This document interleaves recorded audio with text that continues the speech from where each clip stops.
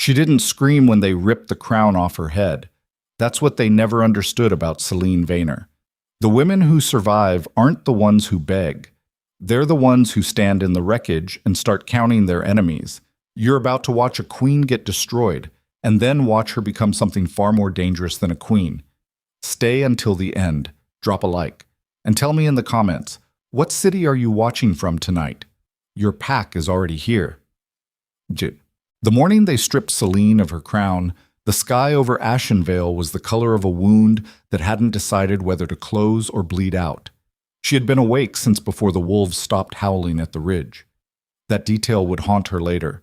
How the howling cut off all at once, like something massive had clamped a hand over the throat of the mountain. At the time, she thought it was weather, a front pushing down from the Greyhaven peaks. She stood at the window of the Queen's chamber and watched frost crystals crawl across the glass, and thought about the grain reports that needed her signature before the eastern clans ran short before the first hard freeze. She thought about the border skirmish at Red's Pass that Darius had still not addressed despite her 3 written requests. She thought about the smell of the torch smoke that had been hanging wrong over the courtyard for 2 days. Too sweet, too deliberate, like someone had added something to the pitch. She did not think about Morel. That was her mistake. Not the only one, but the one that mattered. Lena came in without knocking, which was the first signal. The girl was 17 and had been Selene's personal attendant for 4 years, and she had never once failed to knock. She came through the door sideways like she was trying to make herself small enough to disappear into the wall. "My queen."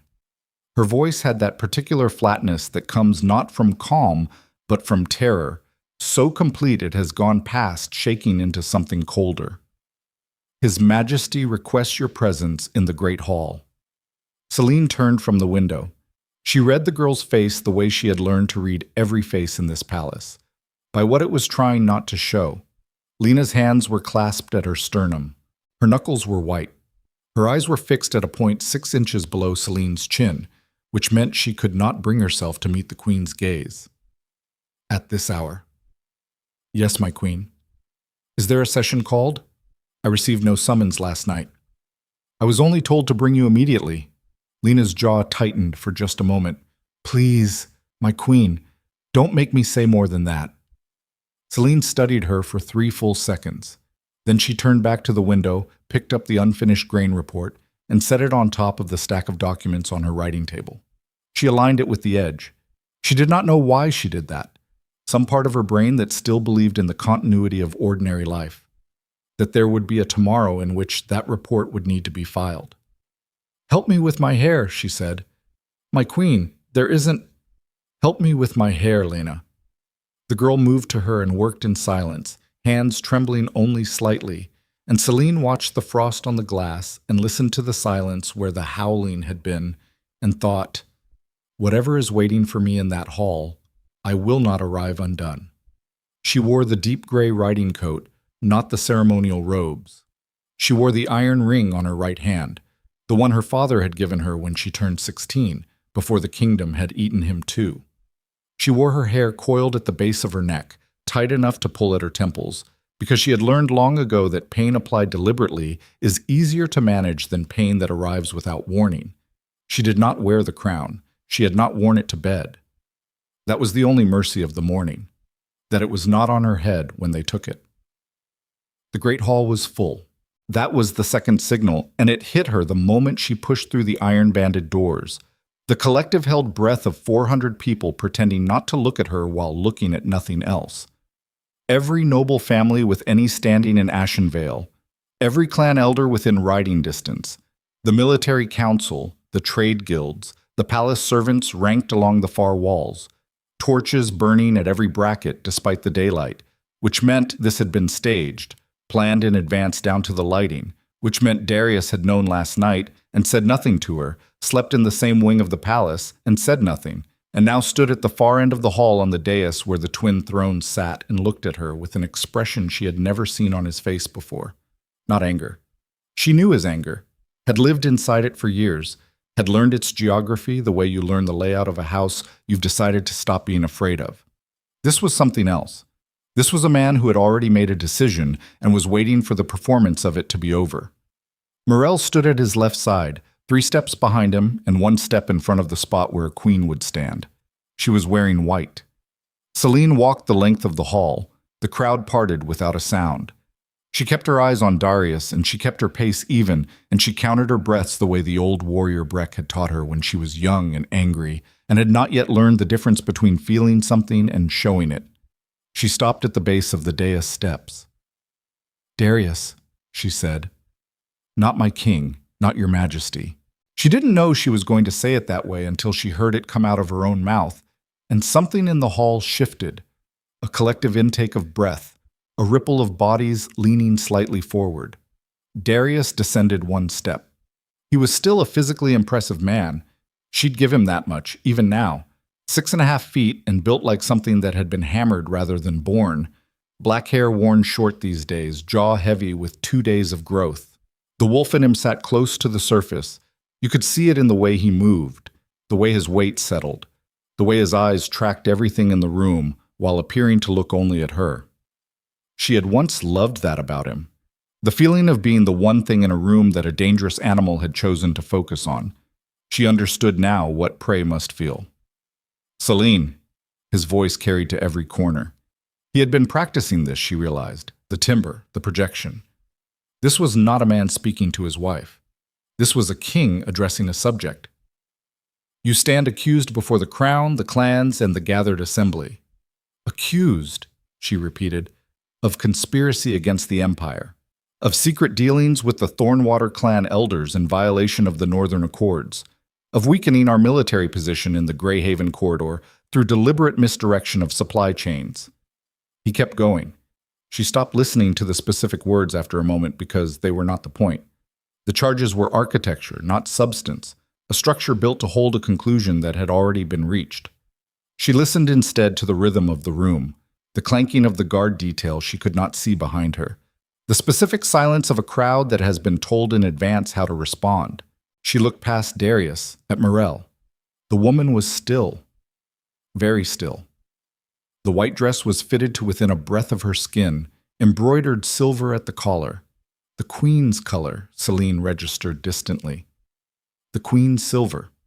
Her hair was arranged in a style that was fashionable 3 years ago in the southern courts, which meant she had spent considerable effort making herself look inevitable rather than new.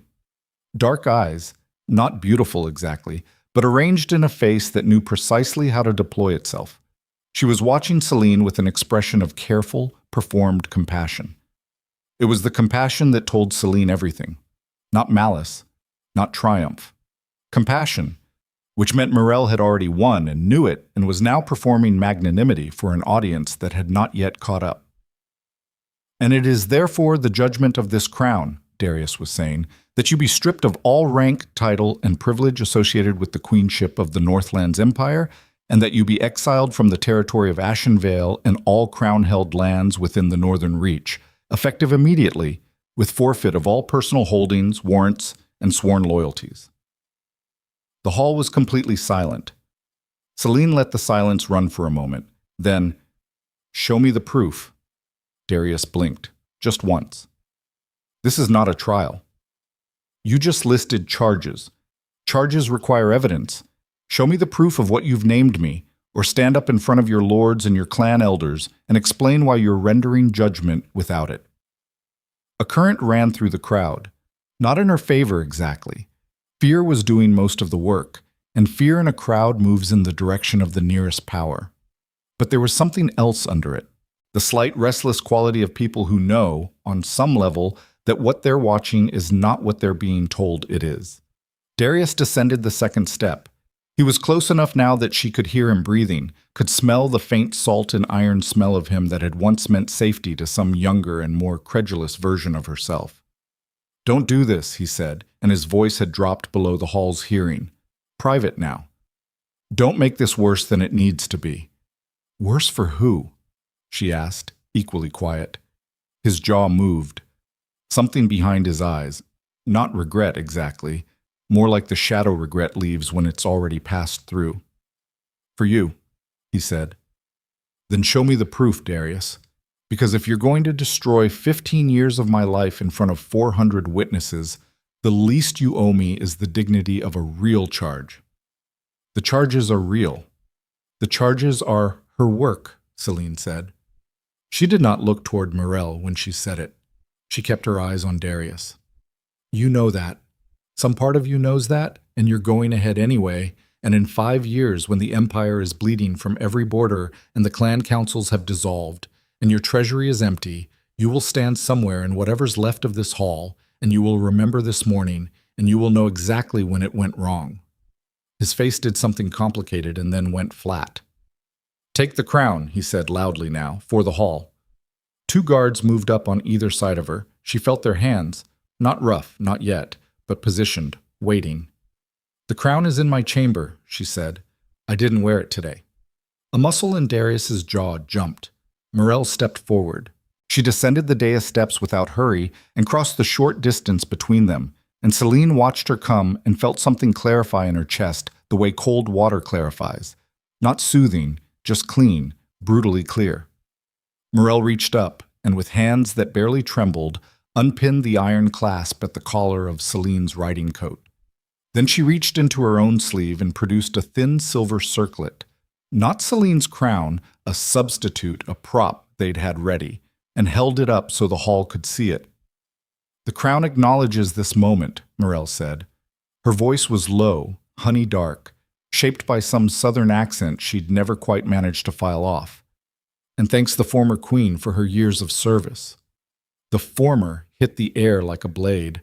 Selene looked at her, really looked at her, for the first time, up close, in the torchlight. Morel met her gaze. There was no hatred there, and that was the most disturbing thing. Hatred could be worked with.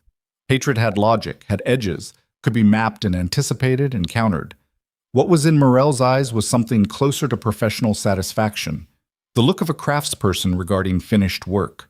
Selene was simply a problem that had been solved, a complication that had been managed, and there was not a flicker of anything personal in it. That was when Selene understood that she was not dealing with a jealous woman. She was dealing with something considerably more dangerous. May I say goodbye to my ward? Selene asked. Darius above them, no. She is 12 years old. She has been in this palace since she was 4. She does not understand what is happening. She'll be cared for. By whom? Silence. By whom, Darius? Guards, Darius said. The hands on her arms became less polite. She let them move her. She had one moment. One, as they turned her toward the doors, and she used it to look back at the assembled hall. 400 faces, most of them averted, some watching with the naked calculation of people already adjusting to a new reality. A few, a very few, meeting her eyes with expressions that were not quite grief, but were in the same territory. She found old Commander Breck near the side wall, in his plain wool and his gray hair, and he was watching her with his hands clasped at his belt, and his face giving nothing to the hall, but his eyes giving everything to her, and she held that for exactly 1 breath. Then the doors came and the daylight hit her, and she was outside. They gave her a horse. She'd expected nothing, so the horse felt like an insult dressed as charity. The animal was old, a bay gelding, already saddled and waiting in the outer courtyard as if this had all been scheduled weeks in advance, which it had, she realized. All of it, down to the horse. They gave her a water skin, a cloak that wasn't warm enough, and a sealed document outlining the terms of her exile. She did not open it. She knew what it said. Your supplies will last 3 days, said the guard captain who had overseen the escort. He was young, mid-20s, and he could not look at her. The Ashenvale Road will take you to the Northern Pass by tomorrow evening. And beyond the Northern Pass? That's outside Crown territory. So beyond the Northern Pass, she said, I don't exist. He didn't answer. She pulled herself onto the horse. Her body felt distant from her, like she was operating it through some mechanism that wasn't fully engaging. Shock, she catalogued, without particular alarm. That was fine. Shock had its uses. Shock was information. It told you the magnitude of what had just happened and saved you from the mistake of minimizing it. She turned the horse toward the gate. Selene. She didn't turn. The voice was Darius behind her from the upper steps. She heard it without turning. Selene, He stopped, started again. There are wolves in the upper pass. Be careful." She rode through the gate. The cold hit her like a second humiliation. The flat, honest cold of the open Northlands, indifferent to rank and history, and 15 years of a woman's life spent building something she had apparently been holding for someone else's benefit. The horse's hooves on the packed stone of the road made a sound like slow counting. She did not look back. She had decided before she cleared the gate that she would not look back, and she held that decision through the first quarter mile, through the second, through the point where she could no longer hear the city sounds behind her. She held it until she reached the tree line where the road bent and the capital disappeared behind the ridge, and then she stopped the horse and she looked back once, not at the city, but at the sky above it.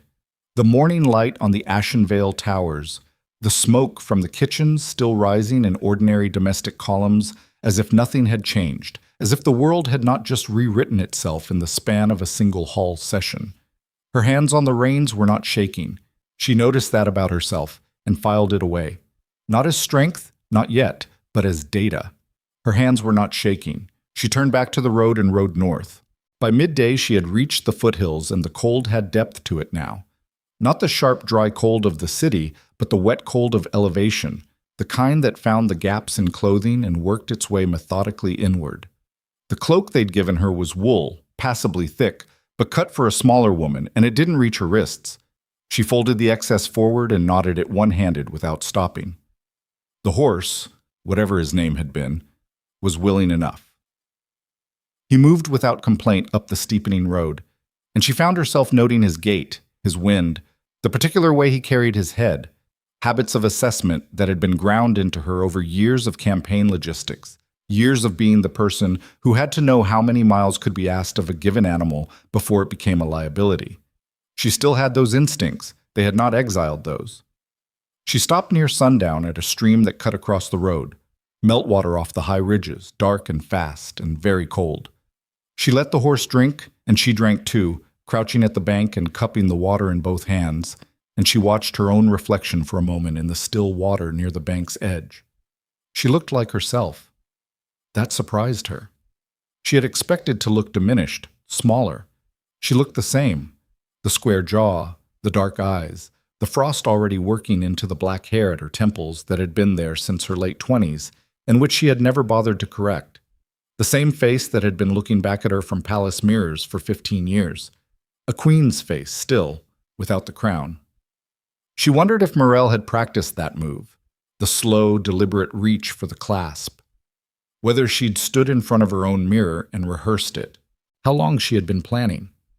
Selene sat back from the water and let herself think about that, about the timeline of it, because thinking was the only tool she had at this particular moment, and she needed to understand the dimensions of what she was walking into.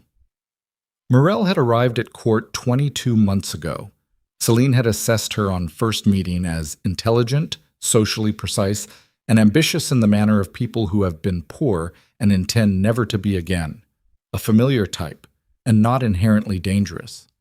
What she had miscalculated was the willingness, the specific and uncommon willingness to let nothing be sacred, to treat every relationship and every institution as leverage. Selene had made that mistake because she herself was not that way. She had lines she would not cross. She had learned to see that as strength. What Morel had shown her, very efficiently, was that it was also a liability. The stream moved past her. The horse stamped once. She thought about Darius. She did not let herself feel anything about Darius. Not yet. Feeling about Darius was a task for a later version of herself, one who was not sitting on a cold stream bank with inadequate clothing and 3 days of water and no plan. The feeling would be there when she needed it. Anger, in her experience, had excellent shelf life. She thought instead about resources. She had the horse, the cloak, the water skin, the sealed exile document, which she now removed from her coat and opened. It contained the terms: no contact with crown subjects, no approach within 50 miles of any crown-held territory, forfeiture of name and title within Ashenvale jurisdiction, and at the bottom, something she had not expected, a small folded note, separate from the official document, with no wax seal. She unfolded it. The handwriting was Breck's. She recognized the cramped angular script from 20 years of military dispatch forms. It said, "Red's Crossing, 3 days. Come alone." That was all. She read it twice. Then she held it over the water and let the current take it, watched it disappear into the dark, fast rush of the stream. Breck. Breck, who had trained her and trained Darius before her and trained half the soldiers currently wearing Ashenvale armor. Breck, who was 64 years old and had survived 4 regime changes and 2 succession wars and knew things about the wolf clans that no living commander knew. Breck, who had looked at her across that hall this morning with hands clasped and face controlled and eyes that said something is already in motion. Red's Crossing was in the opposite direction from the northern pass. It was in fact directly into the mountain country. 3 days' hard ride through territory the Crown considered too difficult to garrison, which meant it was territory the Crown did not actually control. She looked up at the sky, at the light already going orange and low over the ridge. 3 days. Come alone. The horse lifted his head from the water and looked at her. Right, she said. She mounted and turned him east. The first night she slept in the lee of a rock outcropping, wrapped in the cloak with the horse's heat on one side and the stone on the other. She slept badly, in 40-minute stretches, waking to the sounds of the mountain with the automatic alertness of someone who had spent enough time in conflict zones to have reset their baseline for normal. Wind. Animal movement, small. Once something large moving through the tree line that was not the wind but was also not approaching, and she lay still with her hand on the short blade she'd had in her boot. They had not thought to check her boots, and listened until it moved on. She did not dream. She was glad of that. The second day the road narrowed to a track and then dissolved into mountain terrain that required the horse to pick his way carefully through loose scree and snowmelt channels. She was in country she had ridden through exactly twice before, years ago, on military survey with a full escort and proper maps, and she navigated now from memory and from the angle of the peaks against the sky. She was cold in a way that had moved past discomfort into something more systematic, not dangerous yet, but requiring management. She ate 2 handfuls of dried grain she'd found in the saddlebag, drank sparingly, kept moving to keep the blood going. By midday of the second day, she began to feel the specific solitude of the mountains. Not loneliness, which was about people, but the cleaner and stranger feeling of being genuinely outside human systems. No roads, no boundary markers, no flag or sigil in any direction. The empire ended back there somewhere, and she had ridden out of it, and the mountains did not care. She found herself thinking about the wolf in her. The wolf, the second nature that ran under her skin, the shift that she could feel at the edges of her control on a good day and had to anchor against on a bad one, had been very quiet since the hall, quieter than usual. She'd expected it to be agitated. She'd expected the anger that always came when the wolf perceived threat. Instead, there was this particular stillness, like an animal not hunting but waiting, like something that had identified a direction and was conserving everything until the moment it could run. She didn't examine it too closely. The wolf knew things sometimes before she did. Red's Crossing turned out to be a place where 2 mountain streams met in a wide, flat bowl below a granite shelf, a natural shelter, defensible on 3 sides, with clear sight lines down the approach tracks. She arrived at dusk of the 3rd day, hours before she'd expected to, and she was looking at an empty camp with a dead fire. She circled the perimeter on horseback once, read the ground. 4 horses, maybe 5, within the past 48 hours. Boot prints in the soft earth at the stream bank. Multiple people, different weights and gaits. Someone had fed and cleared the fire recently enough that the ash was still dry. They had been here. They had left. She dismounted, secured the horse, sat on a flat rock at the edge of the stream, and waited. An hour after dark they came. Not from the track she'd arrived on, from the ridge above, which meant they'd been there watching her circle the camp and deciding whether she was what they were expecting.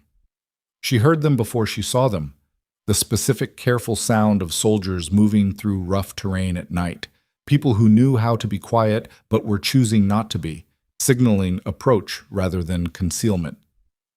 Breck came down first. He looked older than he had in the hall, the mountain doing what the palace had not, with frost in his beard and his bad left knee making him favor the descent. Behind him came three others, a woman she recognized as Kale, Breck's former second, and two men she didn't know, both young, both wearing the stripped-back clothing of people who had recently removed whatever insignia they'd been traveling under. "You came," Breck said. "I came." She did not get up. "How long have you been planning this?" He settled onto a rock across from her with the particular economy of movement of someone who had learned not to waste anything. "How long have you been planning to leave before they made you?" She said nothing. 8 months, he said. "We started putting pieces together 8 months ago when the Northern Clan reports started coming in wrong. Not wrong like errors, wrong like someone was steering them. Morel. Morel has people, has had them, longer than anyone understood. She ran an intelligence operation out of her household staff that we didn't identify until it was already load-bearing." He paused. "I should have seen it earlier. I didn't. That's on me." "It's on all of us," Selene said. "What do you have?" He looked at her. "You're not asking me what I'm proposing. I know what you're proposing. You wouldn't be here with stripped uniforms in the dark if you were offering me a farm and a new name. You're proposing I fight back. What I'm asking is what you have to fight with." Kale spoke for the first time. She was in her early 40s, broad-shouldered, with the look of someone who had made a significant decision some time ago and had achieved a calm that came from being past the hardest part of it. 37 soldiers who walked out of Ashenvale in the last 3 weeks. More who've made contact but are still in position. 2 clan elders in the upper north who will not publicly move until there's something worth moving toward. She paused. And a weapons cache in the Grey Mount caves that Breck has been building quietly for 2 years. Selene looked at Breck. "I was always a pessimist," he said, without apology. "What do the clan elders want?" "Same thing they've always wanted. Stability. A throne that isn't going to burn their villages for tax arrears. They want proof that whoever they back can actually win. And if I say no, then we're 37 soldiers in the mountains without a banner," Breck said. "And we scatter, and we disappear, and in 5 years, the Empire looks like whatever Morel wants it to look like." The fire between them was very small. The stars above the granite shelf were very clear. The stream made its steady noise in the dark. "The Silver Fang clan," Selene said. "Beyond the Grey Mount." Breck's eyes sharpened. "They don't talk to anyone from Ashenvale." "They talk to me. Once, 5 years ago, during the border renegotiations that Darius signed off on and never mentioned in the court record because he'd gotten the better deal and didn't want to explain how." She looked at him. "They have 300 trained wolves and a blood debt against the crown that's been sitting unpaid for a generation. If someone came to them with the right offer, that's not nothing." Silence. "That's a starting point," Kale said carefully. "That's a seed," Selene said. "I'm not going to lie to you about what it is. I'm going to tell you what I think can be built from it, and then I'm going to tell you the price of what I'm asking, and you're going to decide whether you're in or you're walking." Breck studied her face for a moment. Then he turned to the 2 men behind him and said, "Get the fire going." They worked quickly, efficiently. The fire came up. Warmth hit her face, and she let herself feel it, the specific relief of actual warmth after 2 days of managed cold. "You've already worked it out," Breck said. Not a question. "I've had 3 days with nothing to do but think." "And?" "It's going to take a year, maybe more. We can't take Ashenvale by force with 37 soldiers and clan allies alone, Nosset. Not initially. We need something closer to 1,000 before the city walls become a conversation worth having. Which means we spend the first months building, recruiting from the villages Morel's been taxing to ruin, from the discharged soldiers who've been cut loose to save the payroll, from anyone who's lost family to the kind of decisions that were made in that hall this morning." She paused. "The Empire is already fracturing. We don't need to break it. We need to be there when it falls, with something to replace it." Breck was quiet for a long moment. "And Darius," he said, "when you're standing in that hall again, what happens to Darius?" She looked at the fire. The wolf in her was not quiet anymore. "We cross that when we get there," she said. Breck nodded, and something in his posture shifted, the last remaining uncertainty in it, the held question of whether she was still the woman he'd trained or something diminished by what had been done to her. Whatever he saw in her face answered him. Then we start tonight, he said. The Greymount cache is 3 hours from here. We need to move before the next patrol cycle comes through the ridge. She stood. Her legs were stiff from cold, and 2 days of hard riding and 3 days of the worst kind of waiting. The waiting that comes when your entire life has just been dismantled in a single morning, and the only thing you can do is keep moving forward because stopping is not a thing the living do. She put out a hand to the bay gelding, and he pressed his nose against her palm, warm and uncomplicated. "What do you call him?" she asked Breck. "The horse." "I don't name horses." "I do," she said. She took his reins and led him toward the ridge where Breck's people were already moving. Behind her, the small fire burned down to coals, and the mountain sat in silence. And in the city of Ashenvale, in the palace where she had slept for 15 years and built something from nothing and watched it be handed to someone who would spend every day systematically taking it apart, a woman in white sat in a queen's chamber that was not yet fully her own and reviewed with methodical care a list of names. The list was long. Selene's name was not on it. Not because Morel had forgotten her. Because Morel believed she was already handled. That was the last mistake anyone would make about Selene Vayner for a very long time. She reached the top of the ridge and looked back once. Not at the dead fire, not at the dark camp, but at the south, where the capital's lights were barely a smear of orange against the base of the sky. "Reckoning," she said quietly, to no one in particular. To the horse, to herself, to whatever was listening in the dark of the mountain. Then she turned north and walked into what came next. The Greymount caves smelled like iron and old snow, and the particular dense cold that lives in rock that has never once been warm. Selene moved through the main passage behind Breck, with a torch in her hand and her eyes adjusting in stages. First the outer dark, then the gray middle distance, then the specific geography of the space revealing itself as the torchlight pushed out. The ceiling was low enough that the 2 tall men behind her had to drop their heads. The floor was flat and old, worn smooth by water that had moved through here before anyone living was born. The cache was in the second chamber. She stopped in the entrance and looked at it. 2 years, she said.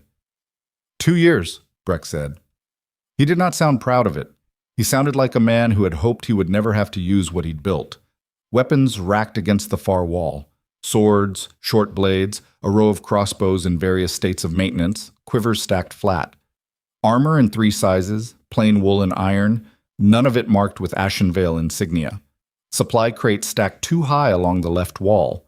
A map table in the center of the chamber, hand-drawn on oilcloth, covering the full northern reach from the capital to the Greymount spine. Kale was already at the map table when they came in. She had a candle burning and a list written in her cramped left-hand script, and she did not look up. "We're missing Dovin," she said. "He was supposed to come in with the second group from Red's post, hasn't shown." "How long overdue?" Selene asked. "Half a day." "Send one of the men back to the crossing to watch for him. Don't go looking. If he's been taken, going looking brings whoever took him straight here." She crossed to the map table and looked at the oilcloth. "Show me where the Silver Fang territory starts." Kale's finger moved to the northwest quadrant of the map, past the Greymount line. "Here. Their primary settlement is called Varka. It's a 2-day ride from this position, assuming we can get through the Greymount Pass before it closes for the season." "When does it close?" 3 weeks, maybe 4 if we get a warm stretch. Selene studied the terrain. The pass was narrow, defensible, which cut both ways. Hard to bring an army through. Hard to be followed through. The Silver Fang had chosen their location with exactly that logic. "They won't see me as a queen," she said. "I should be clear about that. What I am right now, to them, is a woman who arrived with a stripped title and a cold horse. The deal I offered them 5 years ago was made from a position of crown authority. I'm going to have to make a different kind of offer." "What kind?" Breck asked. "An honest one." She looked up from the map. "Which is harder to make and harder to refuse." Breck made a sound that wasn't quite agreement and wasn't quite skepticism. He had that specific quality of very experienced soldiers, the ability to hold 2 contradictory assessments simultaneously without resolving them. "Get some sleep," he said. "We move at first light." She took the bedroll they gave her and found a section of cave wall away from the others. and lay down with her back to the stone and her face to the chamber. Old habits. She listened to the others settle. The particular sequential quiet of soldiers going to sleep, men and women who had learned to drop into unconsciousness on command because you never knew how long you had. She did not sleep for a long time. She thought about Mira, the 12-year-old ward she'd been denied a goodbye to. The girl had come to the palace when her family was killed in a border raid that Darius had technically authorized as a security measure and which had turned out to be a mistake dressed as policy. Selene had taken her in, not out of sentiment initially, but because it was the right containment of a situation that could become complicated. Sentiment had come later, quietly, in the way things grow when you're not managing them. Darius had called it her soft spot, had said it like it was a flaw. She had not argued with him at the time. She was arguing with him now, in the dark of a cave in the mountains, with no audience, and she won decisively, and it didn't help at all. She slept eventually. She dreamed about the hall. In the dream, she said different things, better things, cutting things, things that split the crowd from Darius like a blade, things that cracked the performance open and let everyone see what was underneath. In the dream, her hands were shaking. She woke before the others and went to the cave entrance and stood in the pre-dawn dark where the cold had no malice in it, just physics, just the world doing what it did. And she breathed until the dream released her. Then she went back inside and started studying the map again. They reached Varka on the evening of the second day. The Silver Fang settlement was not what she'd expected, though she had tried to have no expectations. It was larger than the intelligence reports had suggested, a full compound rather than a camp, with permanent structures built into the natural rock shelf of the mountain's lower face. The outer perimeter was marked not by walls, but by people. 7 watchers she could see, and an unknown number she couldn't, all of them positioned with the casual precision of a security detail that had been doing this for years. They stopped them a quarter-mile out. The man who came to meet them was not the clan elder she'd dealt with before. He was younger, late 30s, built compact and dense, with a scar tissue on his forearms that said he'd been in close-quarter fighting at some point and hadn't entirely avoided the consequences. He wore no rank insignia. Neither did the 4 people behind him. He looked at Selene. "You're the Ashenvale Queen," he said. His accent had the flat vowels of the deep mountain country. Not hostile exactly, more like a man reading a situation and not yet having an opinion about what he's read. "I was," she said. "Word came down 2 days ago. Said you were exiled. Said there was a crown order to deny you shelter or supply within clan territory. What did the order say would happen if you complied?" He studied her. Trade route consideration. Access to the Ashenvale market in the spring. "And what has the Ashenvale market given the Silver Fang in the last 3 years?" His jaw moved once, almost imperceptibly. "Not much." "No," she said. "It hasn't. Because I spent 3 years trying to get the Eastern Trade Compact expanded to include the Northern Mountain clans, and Darius signed a different version of it and never explained why." She held his gaze. "I know what the crown owes your people. I know because I'm the one who documented what they were owed and watched it get buried." Silence. The wind moved through the space between them. "That's not an offer," he said. "No. I want to talk to Elder Rasha. When I do, I'll make an offer." He looked at her for a long moment. Then he looked at Breck and at Kale and at the small line of people behind them, counting. "You've got a long way to go before you're worth that conversation," he said. "Then tell me what it takes." He turned and walked back toward the compound. After 10 paces, he stopped and looked over his shoulder. "You're either desperate or you've got more spine than sense," he said. "With the queen they exiled, I'm betting spine. Come in."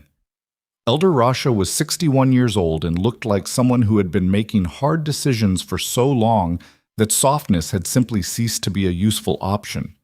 She received Selene in a room that was spare to the point of severity, a fire, 2 chairs, a table with nothing on it, and she did not offer tea or formalities. "Sit," she said. Selene sat. Rasha looked at her across the table. Her eyes were the particular dark gray of the Greymount slate, and they moved over Selene with an assessment that was completely without mercy or cruelty, just measurement. The way you'd look at an animal you were considering buying, or a weapon you were considering picking up. You want my warriors, Rasha said. Eventually, not yet. That stopped her. What then? Passage. Supply access through the northern routes you control. And information. Specifically, what you've seen coming out of Ashenvale in the last 6 months. Because I know you've been watching, and I know the Crown's behavior on your border has changed, and I want to know what you've observed. Rasha was quiet for a moment. The new woman, she said. Mirelle. Yes. She sent a delegation up here 4 months ago, offered us the same trade access the Crown has been withholding for 3 years, in exchange for a treaty commitment that would have obligated our warriors to Crown military deployments on request. She let that sit for a moment. I sent them back without an answer. Because you didn't trust the offer. Because I've seen that offer before. It's how the Crown acquired the Blackthorn clan 40 years ago. They were autonomous for 2 generations before anyone noticed they weren't anymore. Selene nodded slowly. Mirelle is not playing a short game. No. Rasha's eyes sharpened. Neither are you, or you wouldn't be here. So tell me what you actually want, queen without a crown. Not what you want from me today, what you want at the end of it. Selene leaned forward slightly. I want Ashenvale back, she said. Not because I'm attached to the throne. I won't pretend otherwise, but that's not the argument. The argument is that what Mirelle is building in that palace is not an empire. It's a machine for extraction, and the clans on the northern reach are going to feel it first and hardest because you're the farthest from the center and the easiest to deprioritize. Within 2 years, maybe 3, her tax structure will have reached your trade routes, and her military deployment clauses will be mandatory rather than optional, and the thing you avoided 4 months ago will have come back wearing a different face. Rasha's expression had not changed. What I'm asking for is not alliance. Not yet. I'm asking for the same thing you were asking for 4 months ago when you sent that delegation back without an answer. Time and space and information while I figure out whether there's a version of this that's actually better than the alternative. And if there isn't, Rasha asked, then you've lost nothing but a few weeks of hospitality, and I've lost something I was probably going to lose anyway. She held the old woman's gaze. I'm not going to lie to you about the odds. I have 37 soldiers and a weapons cache and a good strategic grasp of terrain that I haven't yet figured out how to turn into an army. I need months before I have anything worth committing to. What I have right now is a reason, and the specific kind of will that comes from having nothing left to lose, and the knowledge that the woman currently holding the Ashenvale crown has been actively undermining this region for longer than anyone has publicly acknowledged. The fire crackled. Outside, faintly, the wind on the mountain. My grandson Kael, Rasha said. He brought you in. You spoke to him. Yes. He thinks you have spine. She said it neutrally. What do you think? Rasha looked at her for a long moment. I think you have exactly the kind of specific anger that either gets you killed or gets the job done. I've seen both outcomes. She stood. You can have the Northern Passage and 30 days of supply access. In 30 days, you come back here and you show me something worth the cost of what you're asking. If you can't, we part ways with no debt on either side. Selene stood. 30 days. And one more thing, Rasha's voice was flat. The soldiers you're gathering, the ones coming to you from Ashenvale's discards, you give them a reason to follow you that isn't revenge. Revenge armies break when the target isn't immediately in front of them. I need to know you can hold people together when there's nothing to fight yet.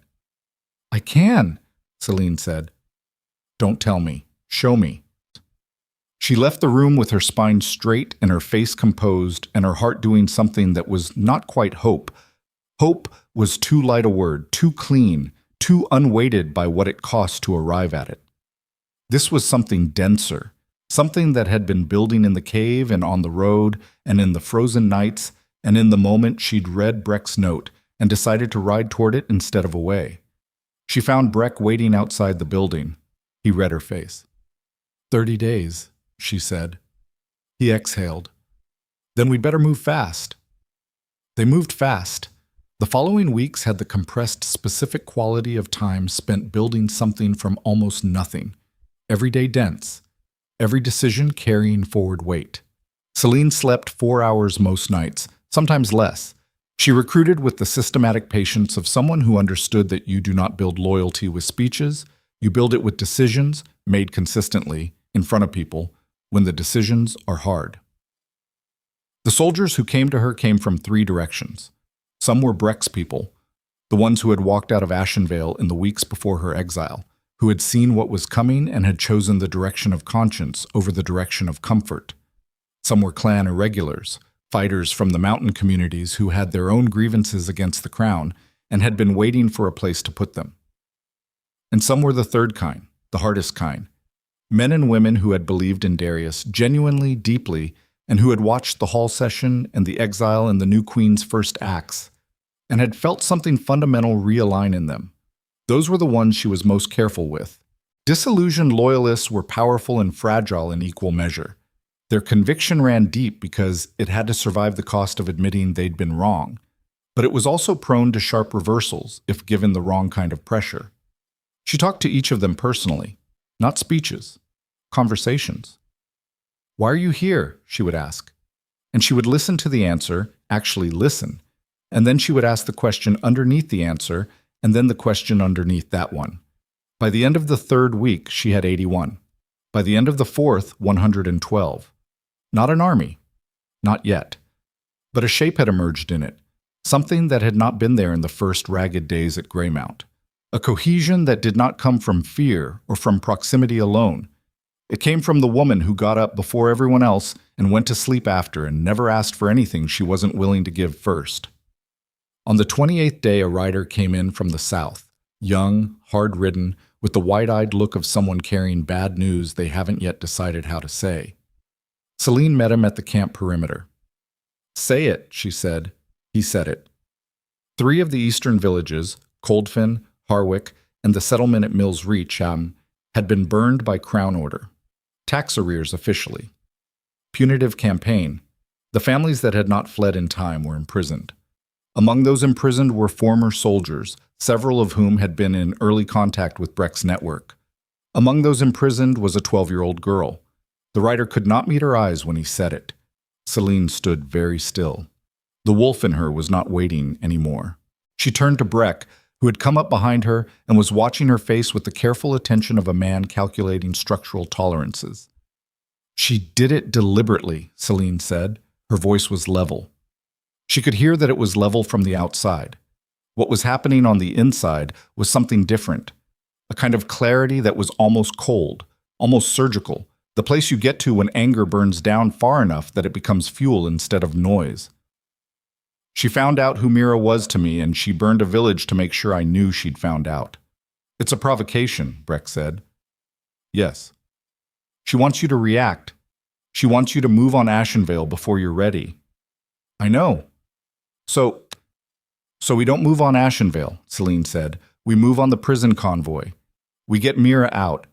And then we use every face in that convoy, every soldier who sees what we're capable of and what we're willing to do for one person. We use every one of those faces to tell the rest of the Empire exactly what kind of army the Silver Fang Legion is." The name came out of her like it had been waiting. Breck looked at her. Then he looked at Kale, who had appeared on her other side. Then he looked back. "The Silver Fang Legion," he said. "That's what we're called." No one argued with it. Kale was already moving toward the map table. "The convoy route from Mills Reach to the Ashenvale holding facility goes through the Coldwater Valley. There's one viable passage, wide enough for wagons, with ridge lines on both sides." She spread her hands over the oilcloth. "If we move tonight, we're ahead of the convoy by approximately 6 hours. How many guards? Standard punitive convoy? 20, maybe 25. And we have? 112, Breck said, fit and armed. Selene looked at the map, the geography of the valley, the ridgeline positions, the single passage that a wagon could fit through. 112 wolves above and below in the dark, 25 crown soldiers who had burned villages and taken children. She thought about what Rasha had said. You give them a reason to follow you that isn't revenge. She thought about Mira's face, 12 years old and no family left, and the palace as the only home she'd known. This isn't revenge, she said quietly, mostly to herself. This is what a queen does. A real one. She looked up. We move in an hour. Full arms. No insignia tonight. She let her eyes move across the assembled faces. Breck, Kale, Kyle, who had ridden with them from Varka with 10 Silver Fang fighters at his back, the 100 and more people standing in the mountain dark. The crown is going to find out tonight that whoever they exiled is still here, that she is not running, that she is not hiding. She paused. And when they report back to Ashenvale, they're going to say something came out of the mountains and hit them like the weather, like it was everywhere at once and there was nothing to fight because it wasn't an enemy, it was a force. The camp was very quiet. Load up, Breck said. They loaded up. And 2 hours later, in the dark gut of the Coldwater Valley, with the prison convoy's torches just visible around the bend in the pass, Selene crouched on a ridgeline above a road the crown thought it controlled, and felt, for the first time since the Hall, something that was not survival, and not calculation, and not managed grief. It was the specific feeling of a door closing behind you, of a choice so complete it restructures everything that came before it. The convoy came around the bend. She did not hesitate. The convoy hit the valley floor and Selene came off the ridge like weather. That was what she had promised them. Not an enemy, a force. And that was what they were. 112 wolves moving in 3 directions simultaneously, from the ridgelines and from the road ahead and from the dark mouth of the canyon's eastern bend. And the crown soldiers had exactly the time it takes a man to register that the shadows are moving before the shadows were on them. It was not clean. She hadn't promised clean. Clean was for people who had the luxury of controlled conditions, and she had not had that luxury since the morning they stripped the clasp from her collar. It was fast, and it was decisive, and it was over in the time it takes a torch to burn down a 1/4 inch. 17 of the 23 guards surrendered when the perimeter closed. 4 tried to run and were brought back. 2 died. 1 in the initial press when a young Silver Fang fighter moved too quickly, and another who had the bad judgment to put an arrow in the air while surrounded, which ended the discussion permanently. Selene did not flinch at either. She noted them, filed them, moved forward. The prison wagon was the 3rd vehicle. Iron-barred, heavy, the kind of transport built to hold people who had already been reduced to cargo in the minds of whoever ordered it. She pulled the crossbar herself, threw it open, and looked inside. Mira was in the corner farthest from the door, knees pulled to her chest, the measured stillness of a child who had learned very recently that stillness was a survival strategy. Her face was dirty. There was a cut above her right eye that had stopped bleeding but hadn't been cleaned. She was wearing the plain work dress they'd apparently put her in when they took her out of the palace, and she was holding the fabric of the skirt in both fists. She looked at Selene. She didn't move for a moment. Then she crossed the wagon in 2 steps, and she was 12 years old, and she had lost her family once already, and she was crying before she was fully out the door, and Selene caught her and held her with both arms, and felt the specific weight of her. How small, how real, how much this had cost. And said nothing because nothing was what the moment required. Behind her, Breck and Kale were processing the surrendered guards. The rest of the Legion was securing the convoy. Selene held Mira until the shaking stopped. "I've got you," she said. Once. Quietly. That was enough. They moved the convoy off the road before first light, stripped the imperial markings from the wagons, and redistributed the supplies. There were significant supplies, military grade, intended for the Ashenvale garrison, among their own transport. Selene let the surrendered guards go with their weapons removed and their horses sent in the opposite direction. Breck watched the last of them disappear into the dark. "Some of them will report back," he said. "All of them will report back," she said. "That's the point. I want Morel to know exactly what happened here, and exactly who did it, and exactly what we were willing to do for one person." Breck was quiet for a moment. "That makes us visible." "We were always going to be visible, Breck. The question was whether we chose when." He looked at her sideways. "You sound like you made that decision before you came off that ridge." "I made it in the cave when you handed me a note with 4 words on it. Everything since has been execution." He made the sound that wasn't agreement and wasn't skepticism. It was becoming familiar. It meant he thought she was right and didn't want to say so until he'd had time to find the flaw. She went back to Mira. The girl had composed herself by then. The particular composure of children who have had to do it too many times, who've built the skill from necessity rather than growth. She was sitting on the supply wagon tailgate with her feet hanging, and she was watching the Legion move around her with the careful attention of someone memorizing an environment in case they need to navigate it later. Selene sat beside her. "They told me you were dead," Mira said. "They told a lot of people a lot of things. Are we going back?" "Not yet." "Where are we going?" "North, into the mountain territory for now." She looked at the girl. "It's not comfortable. I won't pretend it is." "Is it better than a prison wagon?" "Yes." "Then it's fine," Mira said, with a flatness that was too old for her face.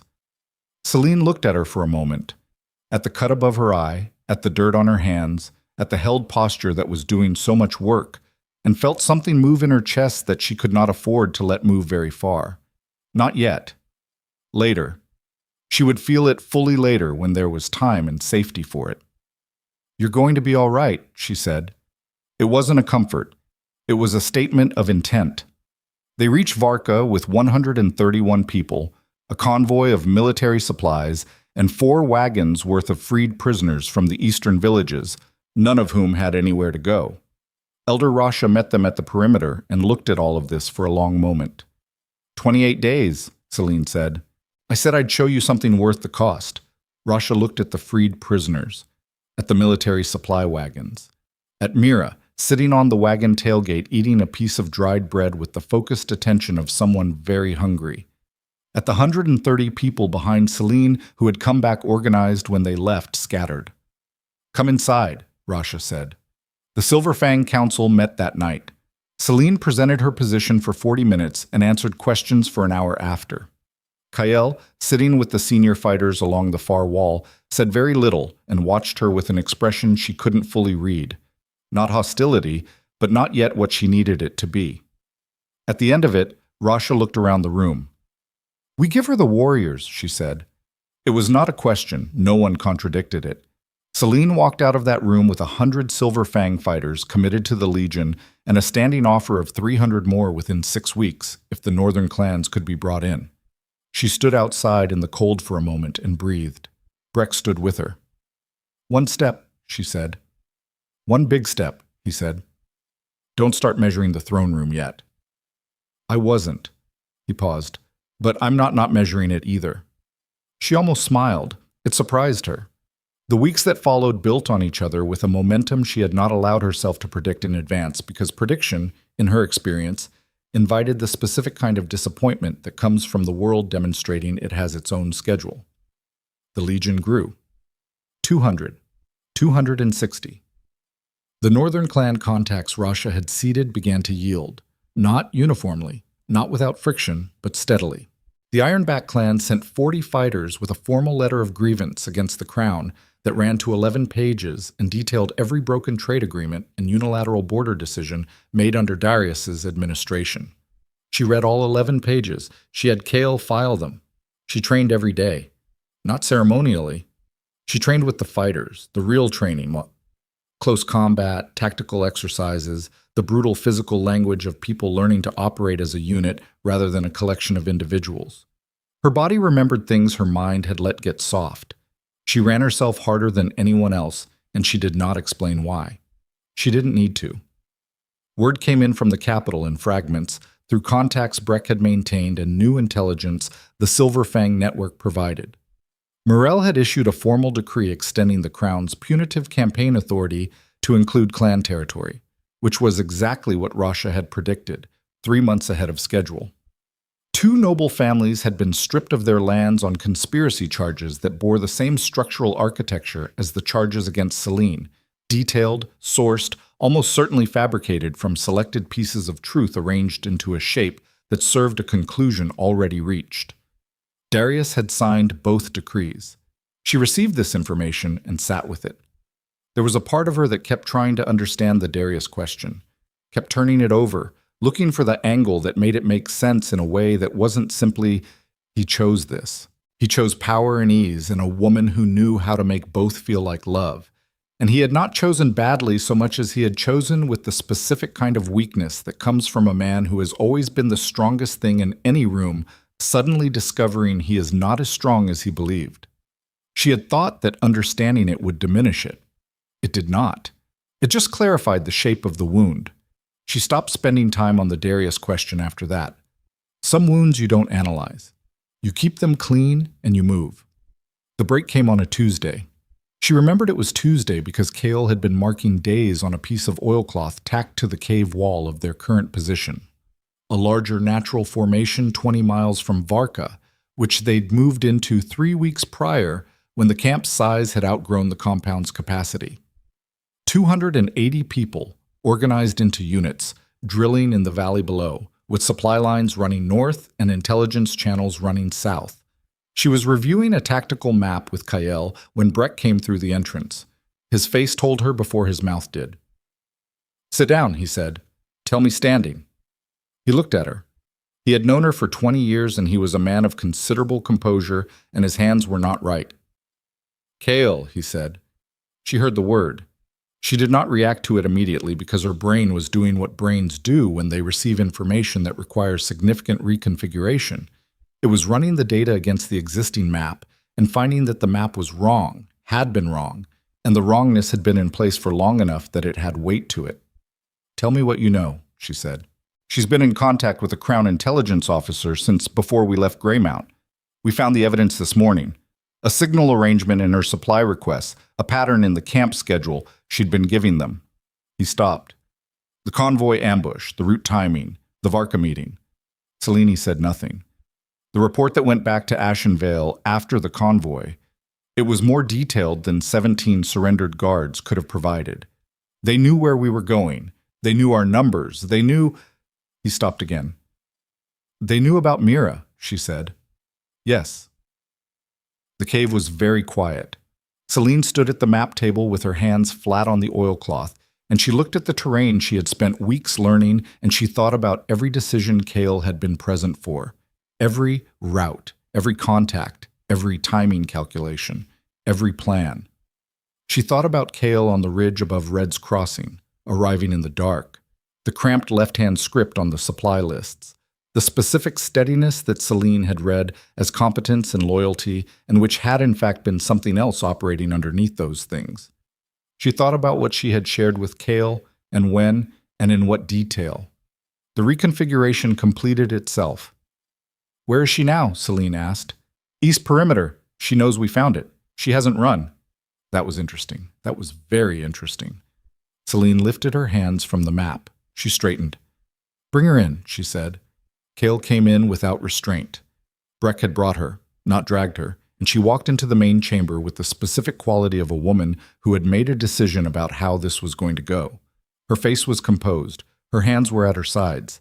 She met Selene's eyes immediately and held them. The room had 6 other people in it. None of them moved. Selene looked at her for a long time. "How long?" she said. "Since before Greymount," Kale said. "Since before you. You were Mirel's before you were Breck's. I was the Crown's, which became Mirel's. Which, yes. Who recruited you? A man named Voss. Crown Intelligence. 8 months before your exile." She paused.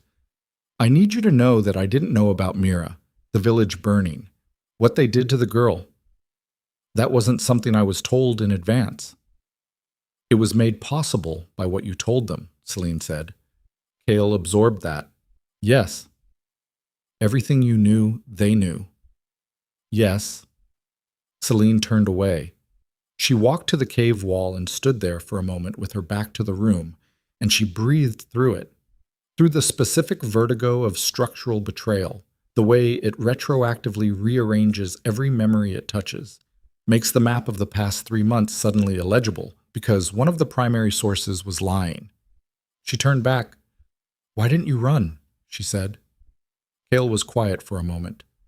"Because I didn't know if I was still doing it. Running would have answered the question for both of us." "Are you still doing it?" "No." She said it without hesitation or performance. "No, I stopped 3 weeks ago. The villages. Mira. I stopped." "And you thought what? That stopping was sufficient?" "I thought..." Kale stopped. started again. I didn't think anything. I wasn't thinking. I was waiting to see what I'd decide. The room was very quiet. Selene was looking at her and feeling something cold and absolute working its way through her. Not anger, exactly. Anger was too simple for this, too clean. But the specific cold of a woman who has just had to recalculate every plan she's been building for weeks. Who knows that every position she's taken and every timeline she's been working from is now in the hands of the person across the palace from her? Who knows that whatever she had been building in the dark and cold and careful accumulation of these months, Morel has been watching it grow? Which meant Morel was not surprised. Which meant Morel had been patient. Which meant whatever was coming from Ashenvale was already in motion. "Get her out," Selene said to Breck. "Not harmed, just out, outside the perimeter and gone." "Selene," Breck started. "She stopped. I believe that she stopped, but I can't use her and I can't keep her, and she knows too much to hold, and she knows too much to release cleanly, so she leaves, now, tonight, with one horse and no weapons, and enough distance that by the time she reaches anyone, it doesn't matter, because we won't be where we are." She looked at Kale one last time. "You said you were waiting to see what you'd decide. This is what you get to decide. Where you go from here." Kale looked at her. Something in her face. Not gratitude, not quite. Something more complicated, the expression of a person receiving more fairness than they'd calculated for. She turned and walked out. Breck followed. The room reorganized itself around the departure. Kyle looked at Selene from across the map table. "Everything they know," he said. "All of it's compromised." "Yes." "Then we move. Tonight. New position, new routes. Everything gets rebuilt from the last clean point." "Yes." She looked at the map.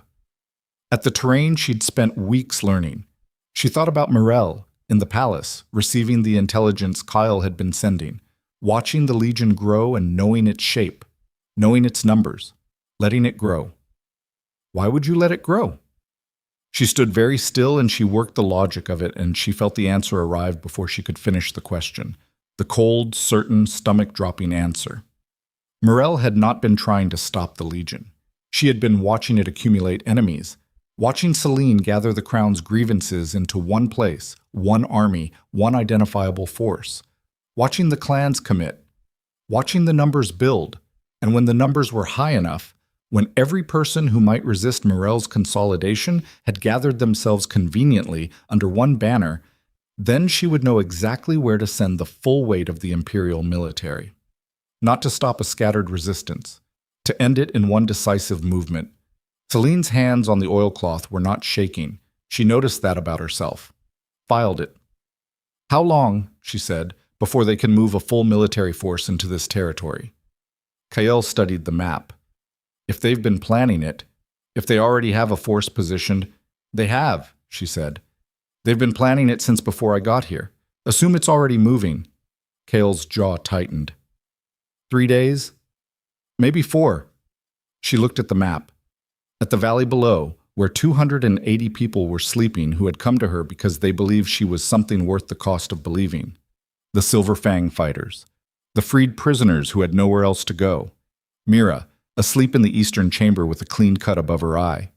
3 days. She could scatter them. She could dissolve the Legion before the military force arrived. Let the people melt back into the mountain country. Some would survive. Most probably. The clan fighters had territory to retreat into. The soldiers had skills. It was survivable. She looked at the map and felt the decision forming in her and understood with perfect clarity that the decision was already made, had been made on a ridge above a valley when she came off the rock like weather, had been made in a hall when she asked for proof and got guards instead, had been made in the frozen dark of the first night when she rode east instead of north. She could not scatter them, not because she wasn't willing to release them, she was, but because scattering was not survival anymore. Morel had her numbers. Morel had her roots. A scattered Legion was not safe. It was just harder to count. The only survivable move was forward, not in 3 days. Now. She raised her eyes from the map. "Wake everyone," she said. Kael looked at her. "We're not waiting for them to come to us," she said. "We march for Ashenvale, Tonight. The mountain was dark and cold, and the camp was sleeping, and somewhere to the south, an Imperial army was already moving toward the place she had been standing, and she was done standing. She went to find Breck. They moved out of the mountain in the dark with everything they had, and nothing they didn't need. Selene set the pace herself. Not punishing, but honest. The kind of pace that tells people this is real, and this is now, and there is no version of tonight where we stop moving. 280 fighters organized into 4 columns, weapons distributed and checked, the supply wagons stripped to essentials, and the rest buried or burned. Mira rode in the second column with Kael's Silver Fang fighters flanking her, and she did not complain and she did not ask where they were going, and Selene loved her fiercely for both of those things. Breck rode beside Selene at the front. He had not argued when she gave the order to march. He had looked at the map and looked at her and asked 2 tactical questions and then started moving, which was the most complete form of agreement available to a man like Breck. The questions had been, what's our point of approach? And what do we do if they've already moved faster than we calculated? Her answers had been, the southern road into Ashenvale through the Coldwater approach, and then we adapt. He had accepted both. The night was clear and very cold, the stars hard and specific overhead, the kind of sky that makes sound carry farther than people expect. She could hear the Legion behind her, the collective breath of it, the footfall, the occasional clank of equipment, and the sound of it filled something in her chest that she would not have been able to name accurately 3 months ago. She could name it now. It was the sound of a thing she had built, and it was real, and it was moving. She thought about Morel receiving intelligence from Kael and deciding to let the Legion grow, the patience of it. The specific and uncommon patience of someone who understood that concentrated enemies are easier to destroy than dispersed ones. It was a good strategy. She acknowledged that completely and without resentment. It was a good strategy and it had almost worked. The word almost was doing significant work. They hit the first scout line 4 hours south of Varka. 2 Imperial riders at the edge of a tree stand, positioned to watch the northern approach. The Silver Fang advance unit dealt with them before they could signal, which bought time but confirmed what Selene already knew. The Imperial force was in position, and it was looking for her exactly where she had just been. She adjusted the approach vector east, cutting through rougher terrain that would cost them an hour, but keep them off the expected route. They'll have the main road watched, Kael said, riding up alongside. I know. There are 4 possible approach routes to Ashenvale from the north. If they're thorough, they're thorough. Morel is thorough. She looked at the terrain ahead, the gray pre-dawn light just beginning to differentiate shapes. Which means we're not taking any of the 4 routes. He looked at her. There isn't a 5th. There's the river road. Nobody uses it because it floods in the spring and the banks are unstable. It's the end of the season. The banks are unstable, she said. Yes, which is why it won't be watched. Kael was quiet for a moment. How bad is unstable? Bad enough that I need volunteers for the forward unit, people who can swim and don't mind cold water. He looked at her profile for a moment. Then he said, I'll lead it. I know, she said. I was going to ask you. Whoosh! The river road was everything she'd said it was.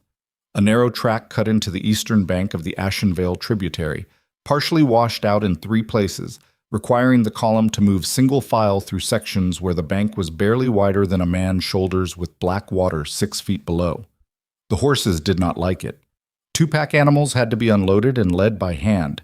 1 supply wagon was abandoned when a wheel went through the bank surface, and there was no recovering it without losing the entire thing. Nobody died. That felt like a significant administrative achievement.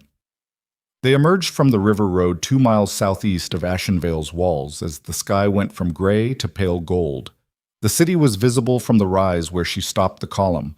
The towers and the long wall and the smoke of the morning fires already rising from the kitchen districts. Home. The word arrived uninvited and she acknowledged it and set it down. Not home. The place she was going to take back. Breck came up beside her with his looking glass and spent 30 seconds on the walls. I count 4 additional banner positions since I was last through, he said. They've reinforced the gate garrison at minimum. What about inside the walls? Can't tell from here. He lowered the glass. We don't have siege equipment. We're not laying a siege. He looked at her. The Empire Moon Festival starts at sundown, she said. It's been scheduled for 8 months. The gates will be open for citizen movement from midday forward. People coming in from the surrounding settlements for the celebration. Vendors, families, clan representatives. She paused. We walk in with the crowd. The silence from Breck had a particular quality. The silence of a man recalculating odds very rapidly. You want to march 280 armed fighters through an open city gate in the middle of a festival crowd, he said. Not 280. Not all at once. She looked at the city. 60 fighters in civilian clothes, weapons beneath, moving in 4 groups over a 2-hour window. The rest of the Legion positions around the city perimeter. Not attacking, not advancing, just visible. Every road, every gate approach, so that when the garrison looks out at sundown, they see that they're surrounded by something they can't count. And when the garrison looks harder and realizes it's 300 people and not 3,000. By that point, I'm already inside the walls. He stared at her. The throne room, she said. That's the target. Not the walls, not the garrison. Mirelle. Because Mirelle is not a general and she is not a warrior, and her power depends entirely on being surrounded by institutional structures that obey her. And the moment I'm standing in front of her without those structures between us, her power becomes theoretical. It also becomes theoretical for you if the garrison decides to stop standing on the walls and start coming through the streets. That's why I need General Hast, she said. Breck went very still. Hast was the commander of Ashenvale's eastern garrison, a career soldier, 60 years old, with 4 decades of service and a reputation for pragmatism over politics. He had been at the hall on the morning of her exile. He had been standing 3 rows back in the military council section, and she had not been able to read his face from the dais. She had spent a significant amount of time since then thinking about what was behind that face. Hast is still inside, Breck said. Yes. If he's still inside and still in command, it means Mirelle trusted him enough to keep him, or couldn't remove him without destabilizing the Eastern Garrison Command, which she needed intact for the Northern campaign. Selene looked at him. He trained under you. For 2 years, 30 years ago. Does he trust you? Breck thought about it. He trusted the soldier I was. He might trust the soldier I still am. Then you're going in with the first group. She handed him a sealed letter she had written by firelight 3 hours ago. Give him that when you find him, before sundown. If he's going to decide, he needs time to decide.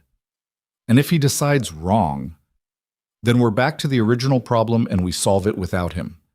She looked at the city one more time. The festival banners were already going up on the towers. She could see the distant movement of them, bright against the pale stone, red and gold in the Empire's gray. They would fly over whatever happened today. She wondered if Mirelle would change them after. Probably. Mirelle was thorough. She turned the horse. 4 hours, she said to the assembled command. We move on the city at midday. Everyone knows their position. Nobody moves before the signal. She looked at Kael. The signal Fang fighters on the south approach. Make sure they're visible. I don't want them hidden. I want anyone on those walls to look south and see silver. He nodded. The name had taken on a specific gravity in the past weeks. The Silver Fang Legion, and she heard it in the way his people said it, in the way her own fighters had started saying it, the way names become architecture when enough people use them with enough conviction. She went to find Mira. The girl was with 2 of the younger Silver Fang fighters, people close to her age, in the lee of a boulder that cut the wind. She had been given a heavier cloak somewhere in the past hour, and she had it pulled close, and she was listening to one of the young fighters tell a story with the focused intensity of someone who is choosing to be present here rather than somewhere worse. She looked up when Selene came. Today, Selene said. I know. Mira looked at her. What do you want me to do? Stay with Kael's unit. You move when they move, where they move. You don't leave their sight.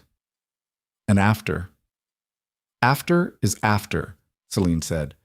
We get to after first. Mira held her gaze. There was something in the girl's face that had not been there 8 months ago in the palace. A quality of assessment, of held judgment, the expression of someone who has been through the process that burns away the assumption that things will be fine and has come out the other side with something more durable. Not cynicism, something harder and cleaner. "Come back," Mira said. "Working on it," Selene said.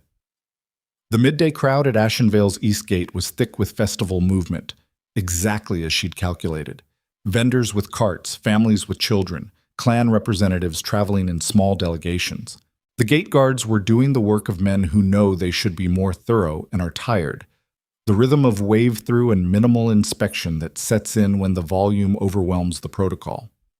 Selene came through in the third group, hood up, in the plain wool of a trader's assistant, her short blade at her hip where it always was, and two longer blades wrapped in canvas in the bundle she was carrying. She kept her eyes on the middle distance and her pace easy, and she did not look at the guards, and the guards did not look at her. She was inside the walls of Ashenvale for the first time in 4 months.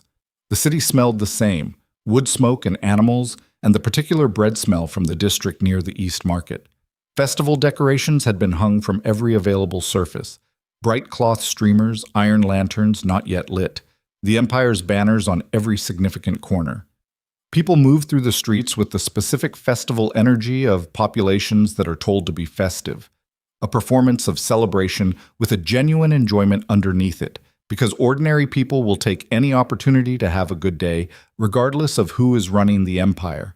She moved through them and felt the city around her and felt something settle in her. Not peace, not softness, but a clarity. This is what I'm fighting for. Not the throne specifically, this. The bread smell and the ordinary crowds and the children carrying the small paper lanterns they sell at festival. The city that does not know the difference yet between one queen and another, but will absolutely know the difference in 5 years. She found Breck at the prearranged position near the East Market well. His face told her immediately. "Hast," she said. He read it. Breck paused. "He wants to talk to you." "Where?" "The garrison armory. He's holding it for you." "Is he holding it with soldiers?" "His soldiers, who are currently not on the walls and not in the streets." Breck looked at her steadily. "He didn't move them against us. He moved them in." She absorbed this. "He's committed. He's committed to the conversation. I won't promise more than that." General Hast was 60 years old and looked it. The lean, weathered 60 of men who have spent their careers outdoors in hard country, with the specific posture of someone who has been straight-backed for so long, it's no longer a decision.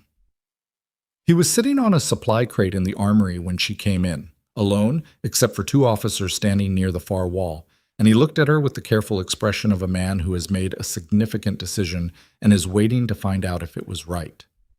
"You're shorter than I remembered," he said. "You remember me from 20 feet away at a hall session where I was standing on a dais," she said. "That's fair." He looked at her for a moment. "Your letter says Mirel has been undermining the Empire's military position for 2 years. "Yes." "Explain that." She explained it. She gave him the intelligence, the specific, sourced, detailed intelligence she had been compiling from every report and every contact and every piece of information Breck's network had pulled out of the capital over the past months. She gave him dates and names and specific decisions that had weakened garrison positions and diverted military supply and quietly restructured the oath protocols in ways that concentrated loyalty not to the Empire, but to the Crown, specifically to whoever held it. He listened without interrupting. When she finished, he was quiet for a long time. "You're asking me to turn my garrison against the sitting crown," he said. "I'm asking you to turn your garrison toward the Empire," she said, "against whoever's destroying it from the inside." "If you're wrong." "I'm not wrong. You know I'm not wrong, or you'd have sent soldiers to the gate when my people walked through it, and this conversation wouldn't be happening." She met his eyes. "Darius is still alive. He's still in the palace. He signed the decrees, but he signed everything Morel has put in front of him for 2 years. He is not the target of today, and he is not someone I intend to harm. But Morel, her operation, her people, what she's built inside those palace walls, that ends today." Hast looked at his 2 officers. They did not look away from the wall. That was its own kind of answer. "What do you need from me?" he said. "Hold the garrison in position. Don't move against my people in the streets. And when it's done, When I'm standing in that throne room, be there." He looked at her steadily. "If you don't make it to the throne room, then the decisions you've made today will have been the right ones anyway, and you'll have to figure out the next part without me." She paused. "But I'm going to make it." She said it the way she'd said things to Mira, not as reassurance, as intent. The palace approach was the hardest part. The festival crowds thinned near the palace district, the streets widening, the guard presence thickening. She moved with her 7 fighters through the eastern service corridors she had used 100 times as queen, the routes that connected the supply wings to the main structure, designed for staff and deliveries, and the invisible machinery of palace operations. 2 guards at the service entrance. Both of them had been in their positions when she was queen. One of them saw her face and took exactly 2 seconds to decide, 2 seconds in which she watched him do the arithmetic of loyalty and consequence and come out on the side she'd bet on, and stepped aside. The other one looked at his colleague, then he stepped aside too. She was inside. The palace sounds different during a festival. The usual institutional quiet is overlaid with preparation noise, people moving through corridors, the distant sound of musicians setting up in the great hall, the specific controlled chaos of a large building staging a performance. It provided cover, and it provided complication in equal measure, and she moved through it with her fighters in a tight formation that looked, to casual observation, like a security detail. She was 30 meters from the throne room doors when she heard Darius. Not his voice, his footsteps. The specific, heavy-heeled walk of a very large man who has never once had to move quietly. She had heard those footsteps for 15 years. She would know them in complete darkness. She stopped. Her fighters stopped. He came around the corridor junction with 2 personal guards, and he saw her at the same moment she saw him, and they both went completely still. He looked different. She registered it before she could stop herself.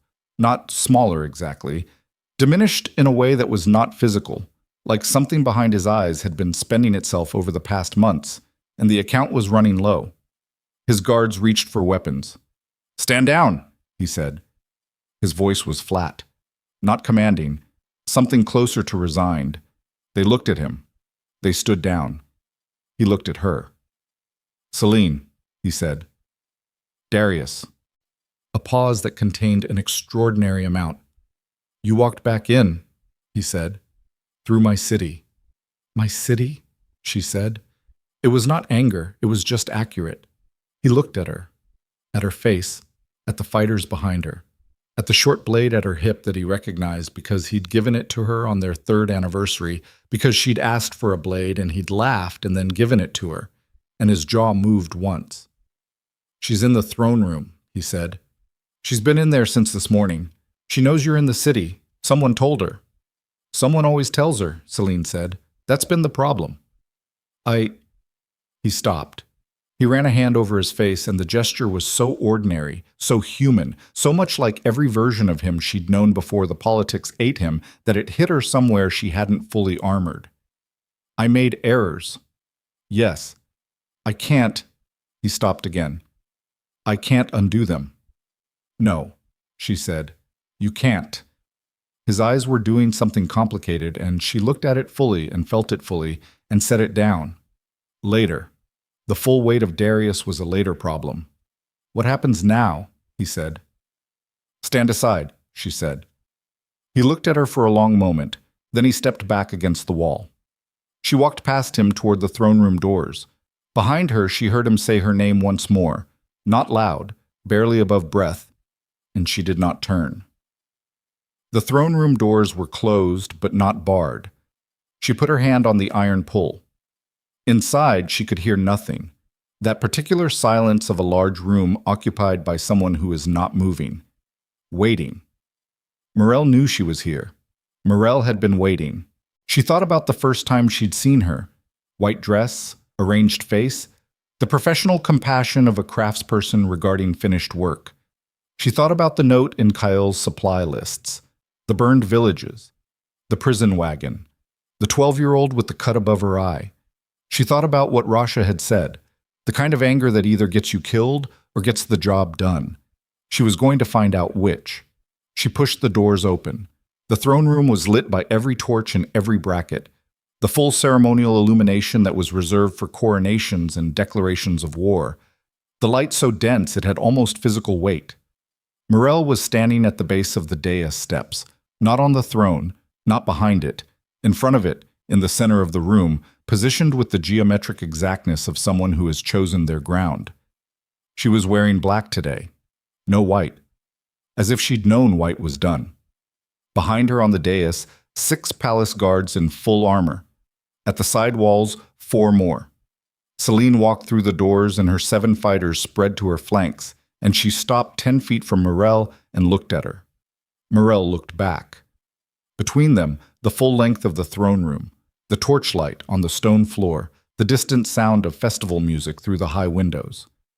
"You should have kept running," Morel said. "You should have made sure I had somewhere to run to," Selene said. Morel smiled.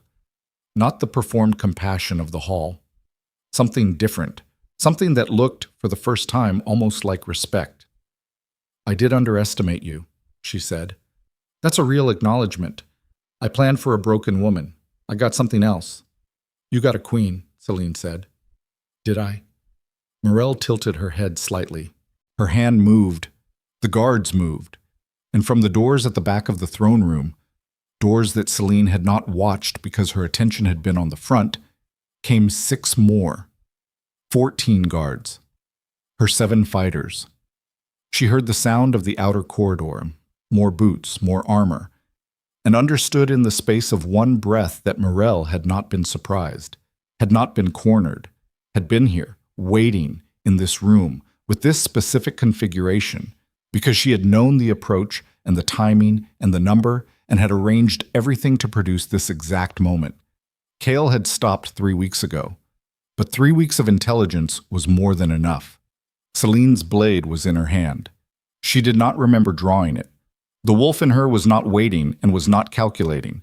It was fully present, fully ready, with the absolute and dangerous clarity of an animal that has arrived at the only moment that matters. Morel looked at the blade, looked at Selene's eyes. "End this," Morel said to her guards. And the throne room became a different kind of place entirely. The throne room became a different kind of place entirely.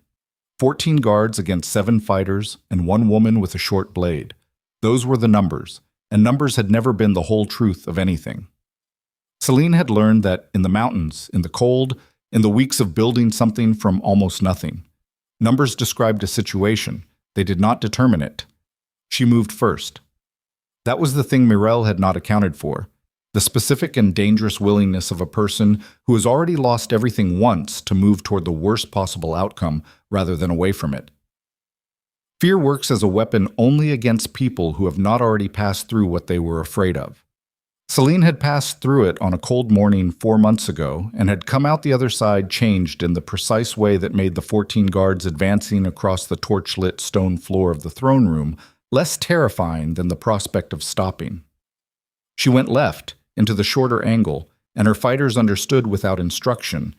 They had trained for this, for the specific chaos of enclosed combat with uneven numbers, and they moved to extend her flanks and create the geometry that turned 14 into several 3s, which was a different problem than 14. The first guard came in hard, and she was not where he expected. She was lower, moving under his weapon line, and the short blade was not about killing. It was about creating space, about the specific surgical use of pain and position to make the next 3 seconds survivable. She opened his sword arm at the forearm, stepped past him, and was already assessing the next angle before he'd registered what had happened. Noise. The specific percussion of weapons in enclosed stone space. The impact sounds, and the boot sounds, and the breathing that becomes audible when people are working at the edge of their capacity. She moved through it with the wolf's instinct fully forward, the part of her that did not deliberate, did not calculate, simply read the room in the continuous present tense of close combat, responding before thought. 2 of her fighters were down within the first minute, not dead, not from what she could see, but out of the immediate fight. That left 5 against 11, and those were worse numbers. She heard the doors behind her, the main doors, the ones she had come through. She could not look. Looking meant dying, but she heard it. The particular sound of a large door opening wide, and then a sound that changed the entire acoustics of the room. More boots. Many more. And a voice she recognized. General Hast, at the full military projection of 60 years of command, garrison order, weapons down. All palace guards, weapons down. This is a garrison order. The guards did not all comply immediately. 3 did. The ones closest to the doors, the ones with the clearest sightline to Hast, and the 20 soldiers filing in behind him, soldiers in Eastern garrison colors with weapons drawn and faces set. The rest held for 4 more seconds, the time it takes a man to weigh an order against his current momentum and decide which carries more weight. Then they complied. One by one, weapons lowered, not thrown down, lowered with the residual dignity of people doing it on their own terms, but down. The room went still. Selene was breathing hard. There was blood on her left forearm where something had caught her in the first press. Shallow, manageable, the kind of thing you don't feel until the adrenaline finds its ceiling. She stood in the center of the room and breathed and looked at Morel. Morel had not moved from her position at the base of the dais steps. She had watched the entire engagement without retreating, without calling for a secondary exit. Because there was no secondary exit, Selene understood now. This room had been Morel's chosen ground, which meant she had planned for it to be sufficient, and it had not been. And now she was standing in the room where her plan had just run out. Her face was doing something Selene had not seen on it before. Not fear exactly. Something closer to the expression of a very precise machine encountering a variable it had not been designed to process. "It's done," Selene said. Morel looked at her. "Is it?" "Hast." Selene did not take her eyes off Morel. "The Treasury. Send 2 of your people to the Treasury wing now." A brief pause. Then boots moving. Hast had understood. The intelligence reports had included Morel's Treasury access patterns, the specific and consistent way she had been moving resources to positions that were not Imperial accounts. Morel's jaw moved once. "That's thorough," she said. "You taught me to be," Selene said. Something shifted in Morel's expression, and then, extraordinarily, she almost smiled. Not the performed versions, not the compassion of the hall or the respect of 20 minutes ago. Something more honest than either, the smile of a person who has just heard something true. "I did," she said. "Didn't I?" She let herself be taken without resistance. That was the final and most unsettling thing about Morel. She understood the moment completely, and she met it with the same precise control she had brought to every other moment. Selene watched Hast's people move her toward the doors, and she did not struggle, and she did not speak again, and she did not look back, and the lack of theater in it was, in its way, more disturbing than any dramatic exit would have been. The throne room went quiet. Hast came to stand beside Selene. He looked at the dais, at the throne, at the empty space where a great deal of the past year had happened. "The garrison stands with you," he said. Formally. The words of official commitment. "Thank you, General." He nodded once. Then, quieter. "What now?" She looked at the throne for a moment. The last time she had seen it closely, she'd been standing at its side as a queen. Now she was standing in front of it as something harder to name. "Now I find Darius," she said. He was where she'd left him, the corridor outside, still standing against the wall with his 2 guards, who had the specific look of men who had decided some time ago that their best option was to stay very still and wait for the situation to clarify. He looked up when she came through the doors.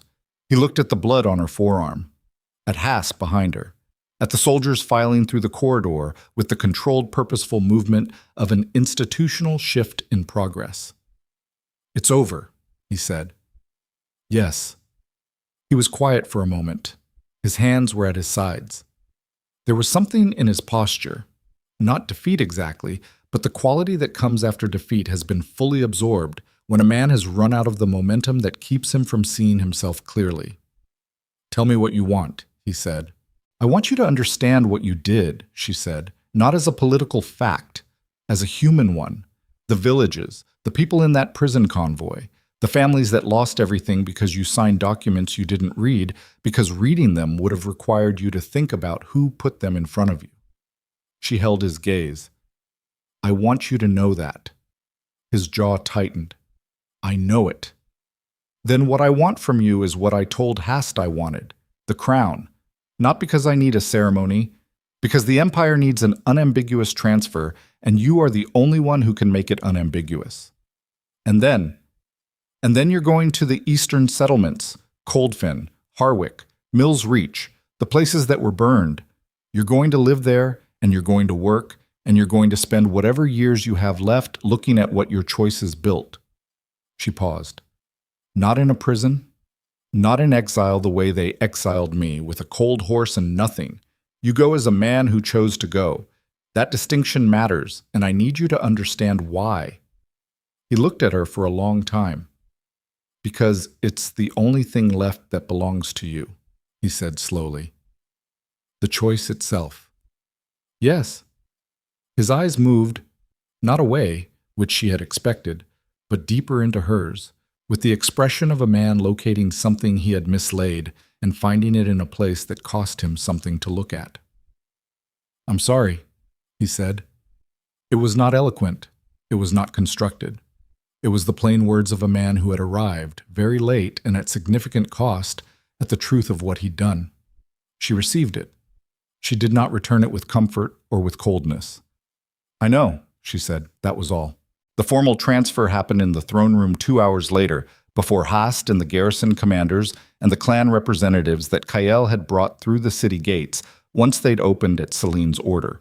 It was not the elaborate ceremony it would have been under different circumstances. There was no crowd assembled, no ceremonial dress, no rehearsed declaration. Darius removed the crown, not the one they had taken from Selene's chamber months ago, a different one, the administrative crown, which was the one that actually meant something, and he held it out and she took it and set it on the table beside her. Not on her head, on the table, because crowning herself in that room on that day was not what the moment required. Darius looked at the table, at the crown. Then he turned and walked out of the room. She watched him go. The wolf in her, which had been present and fully forward through the entire day, was quiet now, in the specific way of things that have finished what they came for. Not emptied. Settled. The difference mattered. She stood in the throne room after everyone else had filtered out to begin the enormous practical work of transition, holding cells and treasury recovery and garrison reorganization and the 100 urgent logistical questions that fell out of a sudden change in imperial authority. And she was alone in the room for a few minutes, and she used them honestly.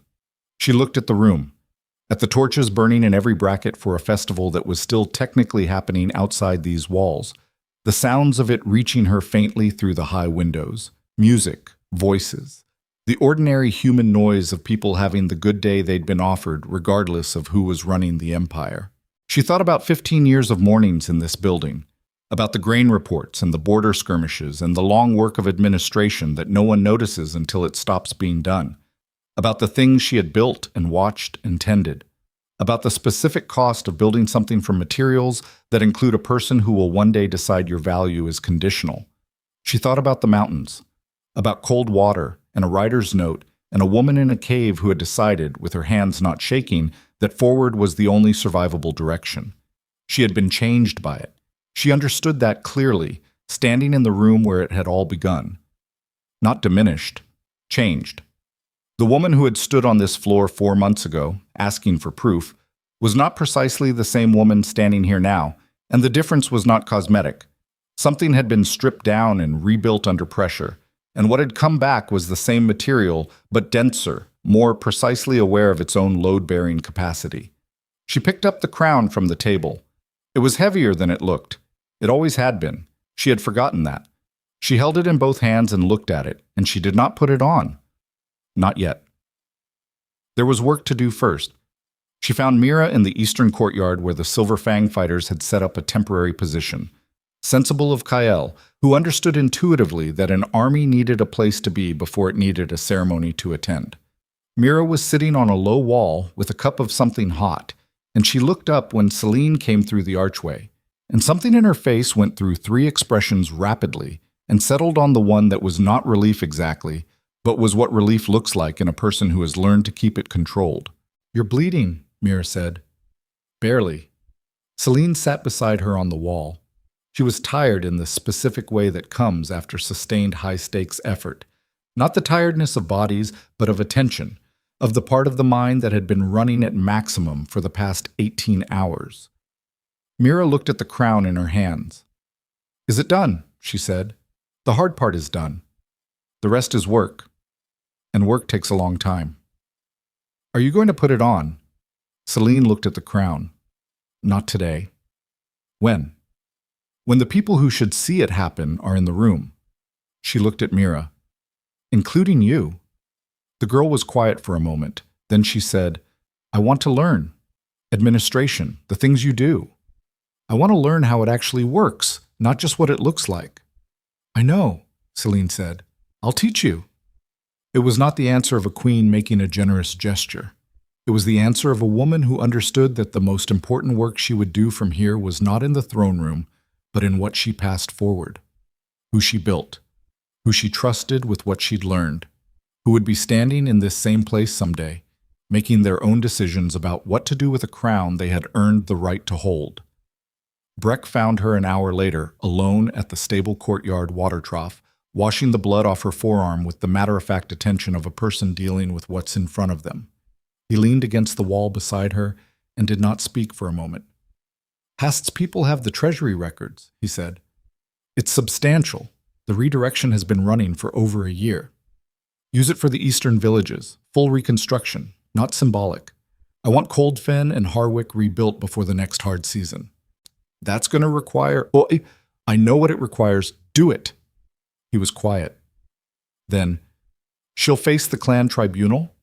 "Yes, it's their jurisdiction as much as the crown's.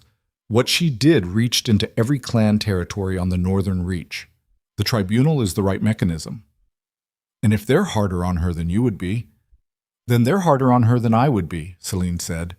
She looked at the water, at her own hand, at the thin line of the wound already closing. "I don't get to control what justice looks like for everyone. I only get to control what it looks like from where I'm standing." Breck absorbed this. He had the look of a man who was continually recalibrating his estimate of the person next to him and who had accepted that the estimate would keep needing updating. "The Silver Fang Legion," he said. "Kael wants to know the standing order." "The Legion stays, not as an occupying force, as the thing it became, a symbol. The clans who came with us, the soldiers who walked out and walked back, they don't go back to nothing. They go back to a unit that exists and has a name and has a record." She paused. "What they did matters. It should be visible that it matters." He nodded slowly. "You're going to be different at this than Darius was," he said. "Not as praise, as observation." "I know. Some of them won't like different. Some of them will have to decide what they're more attached to, the way things were, or the fact that things are actually working." She dried her arm on her cloak. "I'm not interested in being liked, Breck. I'm interested in the grain reaching the eastern settlements before the freeze, and the tribunal running fairly and the garrison transitions happening without unnecessary casualties, and the clan councils having an actual line of communication to this throne room instead of a wall of bureaucracy." She stood. "Like is optional. Functional is not." He made the sound. The familiar sound. Not agreement, not skepticism. This time it was accompanied by the closest thing she had ever seen to a smile on Breck's face, which was mostly in his eyes and lasted approximately 1 second. "Right," he said. He pushed off the wall and went back to work. 3 weeks later, on a morning when the season had finally decided to commit to winter and the first real snow was coming off the mountains, they held the coronation. Not in the throne room. In the main square of Ashenvale, in front of the palace steps where the crowd could see it, not assembled by order, but gathered by the specific gravity of a moment that people had been waiting for, some of them without fully knowing they were waiting. The Silver Fang fighters were present in silver armor that caught the gray winter light, lined in 2 columns along the square's central path. The clan representatives were there, Rasha, in the plain clothing she always wore, watching from the front of the assembly with her dark gray eyes carrying the expression of someone whose 30-day investment had yielded a result she'd rated at roughly 40% probability. Kael stood at his grandmother's shoulder. Mira stood near the front, in a wool coat that fit her properly, watching with the focused attention she brought to everything she'd decided to learn. Past was there. The garrison commanders. The noble families who had survived intact, and the few who had not, represented by their next of kin. The vendors from the East Market. The families who had come through the city gates on festival night carrying paper lanterns. Breck placed the crown in Selene's hands. No speech. No declaration. That had been her specific instruction. No speech, because words delivered to audiences become performances, and what this moment required was not performance. She held the crown for a moment. She felt its weight the way she'd felt it 3 weeks ago in the empty throne room, the density of what it meant. Not the power of it, not the authority, but the specific and unglamorous weight of responsibility for the people standing in this square, and the grain routes, and the border negotiations, and the tribunal processes, and the 12-year-old who wanted to learn how it actually worked. She thought about a woman on a stream bank 4 months ago, watching herself in the dark water, finding her own face unchanged. She thought about the choices that had brought her from that bank to this square, and about what those choices had cost, and about what they had built. Not the crown, not the throne, but the 130 people who had marched out of the mountains in the dark because they had decided she was worth following, and the 200 who had joined them since, and the things she would now have to be worthy of. She put the crown on her own head. The square was very quiet for one moment. Then it was not. The sound that came up from the crowd was not the organized acclaim of a state ceremony. It was the specific, irregular sound of people responding to something real, overlapping voices, and the particular tone of genuine feeling rather than performed celebration. She stood on the palace steps and let it reach her, and she did not perform composure, did not arrange her face into the queenly distance she had once worn as armor. She let it land. She looked at Mira, who was not crying, who was watching with the clear-eyed intensity she brought to everything she intended to understand. She looked at Breck, who had already turned back to the practical work of the day. She looked at Rasha, who gave her the single small nod of a woman who bets carefully and does not waste the acknowledgement of a correct bet. She looked out over the square, over the ordinary faces of the ordinary city, and she understood something that she had been working toward without knowing it, through every cold morning and every hard decision and every moment of choosing forward over still. Power that has never been taken away is different from power that has been stripped and rebuilt. It is also lesser. The person who has not yet lost what they hold does not know, precisely, what they're holding. They have not yet learned the difference between the thing itself and the position it gives you. Selene had lost the position. She had kept the thing. And in the gap between those two experiences, in the frozen ground of 4 months of exiled and effort and choice, she had learned what the thing actually was. It was not authority. It was not force. It was not even justice exactly, though justice was part of it. It was the willingness to keep paying the cost of being accountable for people who would never fully know the cost. That was the crown, not the iron circle on her head. That. She turned and walked back through the palace doors. There was work to do. Far away, 2 days' ride to the east, in a village called Coldfin that was still more ash than structure, a man was learning to use a woodworking tool that his hands were not accustomed to, building something frame by frame from material that did not belong to him, in a place that had every reason to refuse his presence and had admitted him anyway because the Queen's order had specified not in a prison. He worked without speaking much. The village people did not speak much to him either, but they let him work. And at the end of each day, when the light went and the cold came down from the mountains, Darius set the tool down and looked at what he had built that day, the small, real, material thing his hands had made. And he sat with the weight of it, the way you sit with a wound you've stopped trying to avoid. He heard, on a clear morning 3 weeks after the coronation, the distant collective sound of a city cheering. He sat with that too. In Ashenvale, on the palace balcony she had been humiliated on and stripped from, and had now returned to, Queen Selene Vayner watched the winter sun come up over a kingdom that was not yet healed and would not be soon, and which she had chosen, completely and without reservation, to tend.